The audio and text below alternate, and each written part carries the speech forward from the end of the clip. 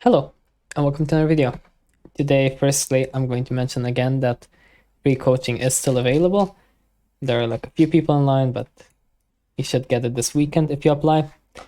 And that you can get like Patreon, which currently has coaching videos, but it's also gonna have like some other content, I suppose. But other than that, I want to get into today's topic. So consistency and fundamentals, and why we always harp so much about these fundamentals, right? So here I have some notes, which should make it a bit easier for you to follow what I'm saying. So firstly, I listed out a few of the so-called fundamentals, right? And people will come up with many more, like warding and whatever, which kind of go into this, right? Like, for example, warding is going to end up being a part of jungle tracking. But generally, I would say that these things are the most important things to really figure out, right? And the way that you want to approach this is that the lower elo you are, the lower, let's say, that your levels are in this, right? So let's say that your level here is low and low, right?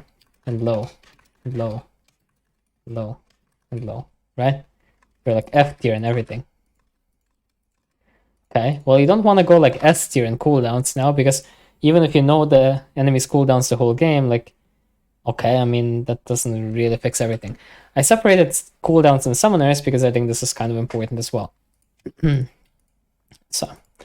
So the first thing is that you want to raise them all about equally, but obviously focus on the things that are the most important for your role. So for that, I have a breakdown of every role. So what is the most important thing to focus on in every role, right? So I recently had a top laner coaching session that ended up being a decent amount about consistency. And basically what we figured out is that even if you win a fight, or even if a play goes well, right, that doesn't mean that you played it insanely well or that it was the right play or something, right? That doesn't mean that, because for example, in his scenario, he was playing Jax against Kayle, and as we looked at the replay, we figured out that if the Kayle wanted to, she could have killed him. Like, in the replay, I mean, before the replay, like when you're just playing your game, you might think, oh, well, I mean, I play well, I know my limits, whatever, right? But you never know about stuff like that unless you check it. So, yeah, you have to check stuff like that, even when you win, especially when you win, honestly. Because if you're inconsistent, right? If you're inconsistent in League, what does that really mean? That doesn't mean that sometimes you play good and sometimes you play bad. That means that always you're playing in ways that are lacking, but sometimes you get punished for it and sometimes you don't, right? So that's like the first difference in your mentality that needs to be clearly there. So why do we sometimes play, or well, why do we always play in a suboptimal way and we only sometimes get punished, right? So let's take top lane, for example, right? Let's say trade patterns are the most important, because if we don't know how to trade, then it's kind of like useless, right? Like, for example, if we take Jax again, if we play Jax against Malphite, okay, seems pretty doomed, right? But if the Malphite doesn't realize that Comet is like pretty good because you get to poke him down, but okay, you can go Grasp anyway, whatever. But if the Malphite doesn't realize that the reason that the matchup is chill is because your Q just completely stops Jax from doing anything to you, and the Malphite just like walks up, pokes with Q, and then keeps walking up, then Jax can jump on him and trade.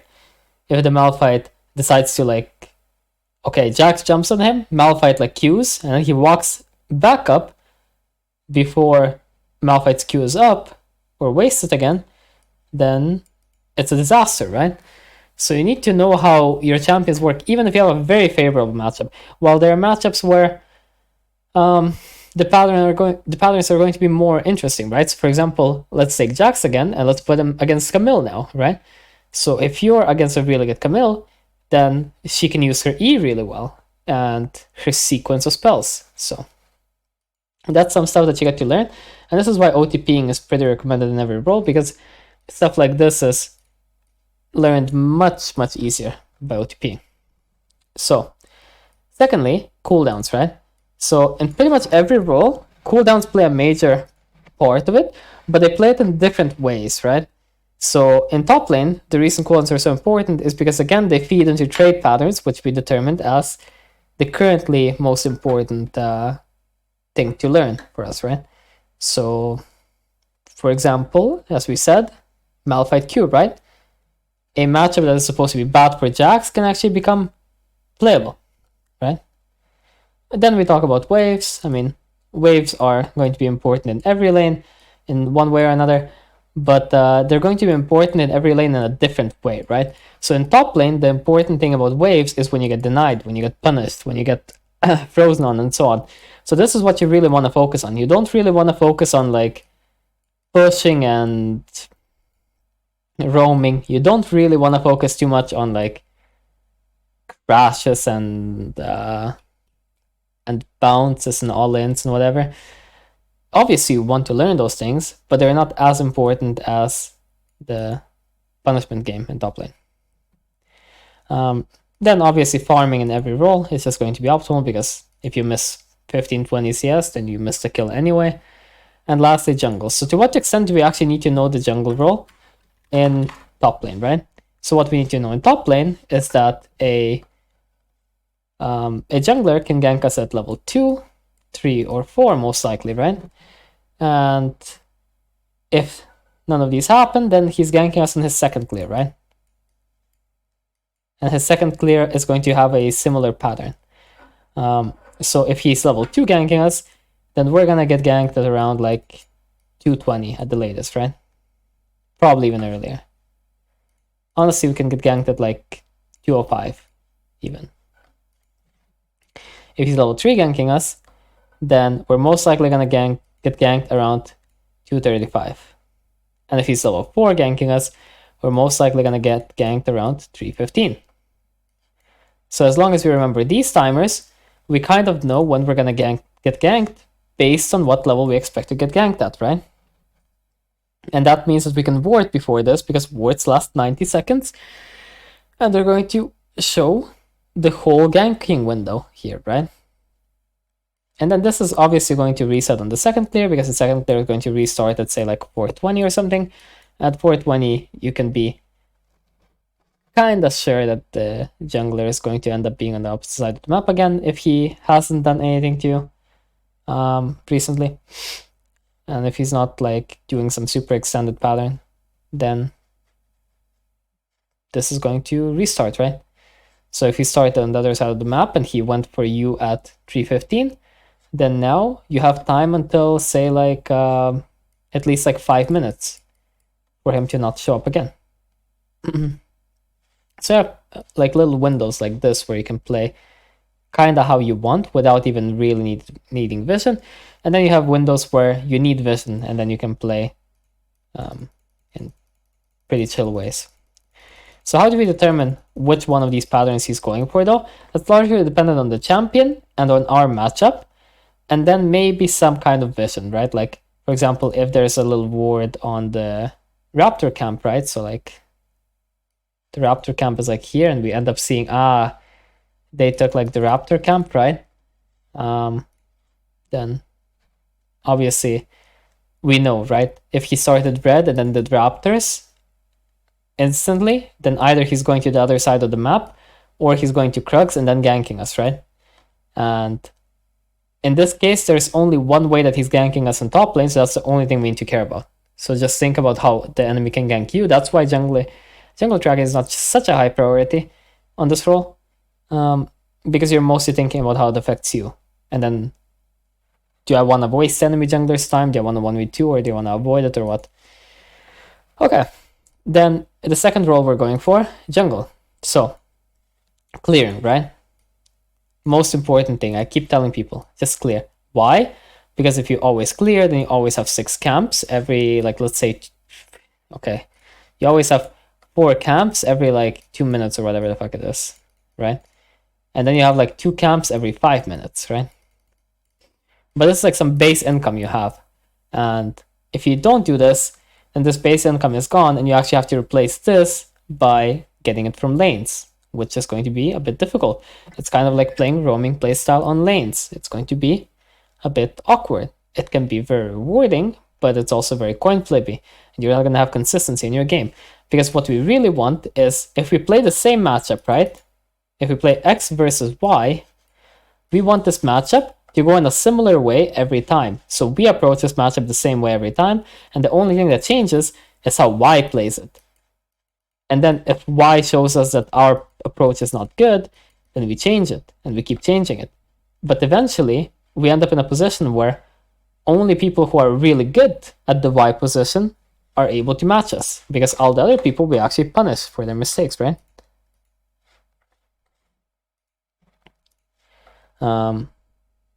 Then diving and invading. Why is this so nice? You might think, well, oh, well, then I want to focus on like ganking or something, right? Or like taking objectives. Well, okay, you can take objectives, but that's gonna be like kind of team reliant. You can gank, but it's gonna be kind of team reliant. So ideally, the way I see it is that you wanna prioritize one, clearing, right? Make sure that you clear whenever you have nothing to do or whenever you can. Then secondly, I want to look at a lane and say, do I have prio, right? Yes, no. If I have prio, then I look, do I want to invade? Do I want to dive? Right? These are my questions. If I don't have prio, then I ask myself, do I want to gank? Do I want to gank? Or do I want to clear? Right? This is kind of the general idea on jungle. Basically, don't have prio, make prio, because these things make prio. Like ganking makes prio, right? I mean, clearing doesn't, but whatever. And invading and diving uses prio, kinda. So these things are just the simplest way to play, because these things are like consistent, right? So if I invade, it's just up to me, right? Like you don't need to rely too much on your teammates moving, you just need to rely on the enemies not overly moving. But even if they do, you can still react to that.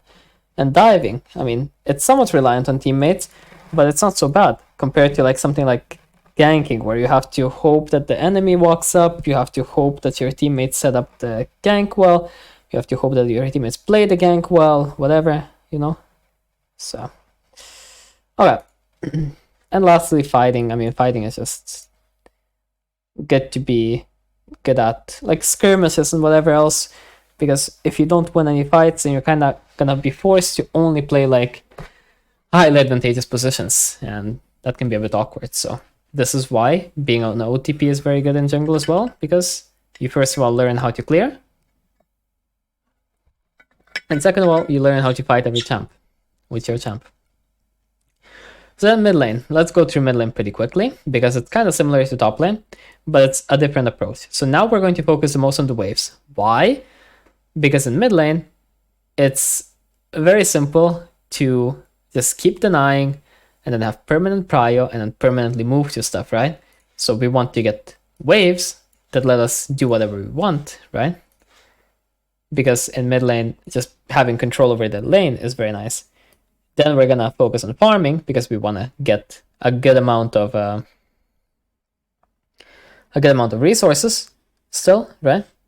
So when we are in lane, we want to get most of the CS, and because we're clearing all the waves, pretty much just clearing them, we should be able to get most of the CS. So if we're not, then it probably means we're rushing it too much. Then jungle tracking is more important here. Why? Well, I don't even mention it on jungle, but on jungle you obviously have to jungle track. Like there's just nothing to say there, right?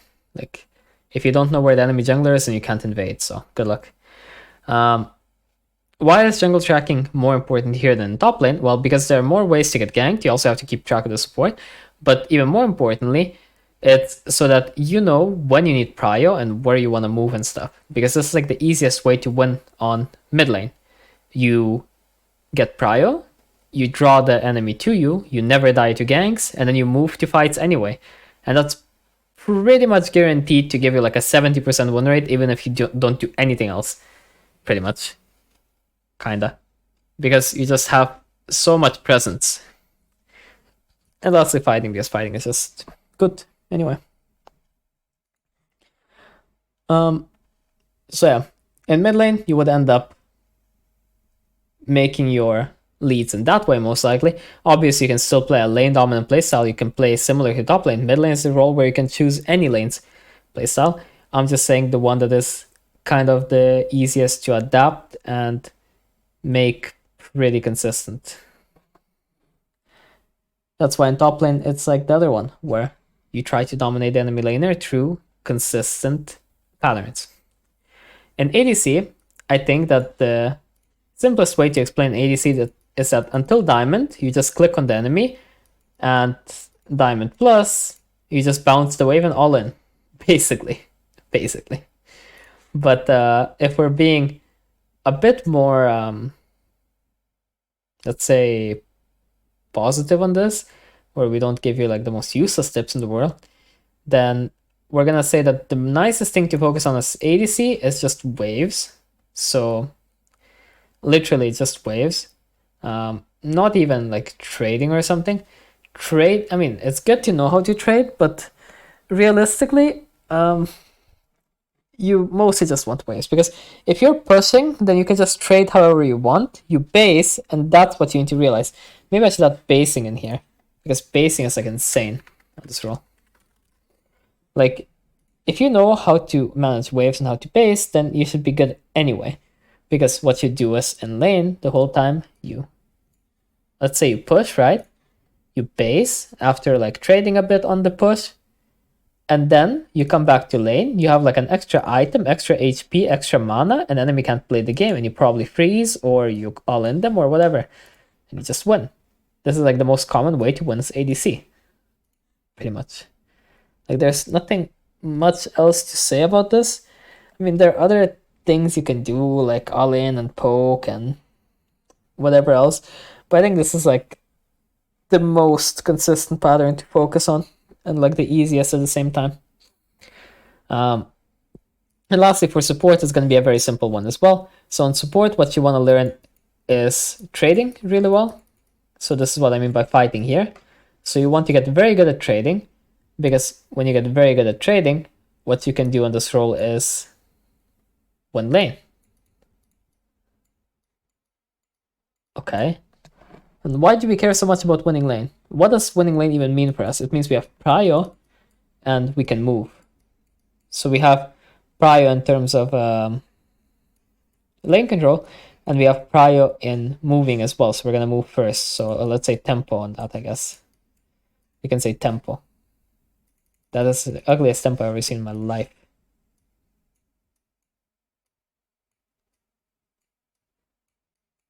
There you go. This is like equally ugly, but it's whatever. Tempo. So then what do we use that for? Well, at say like 8 minutes, we show up at Herald, right? We break like mid waves or something, top waves. We gank mid. We gank top. We invade with our jungler. And so on, right? So we just try to impact the game in that way.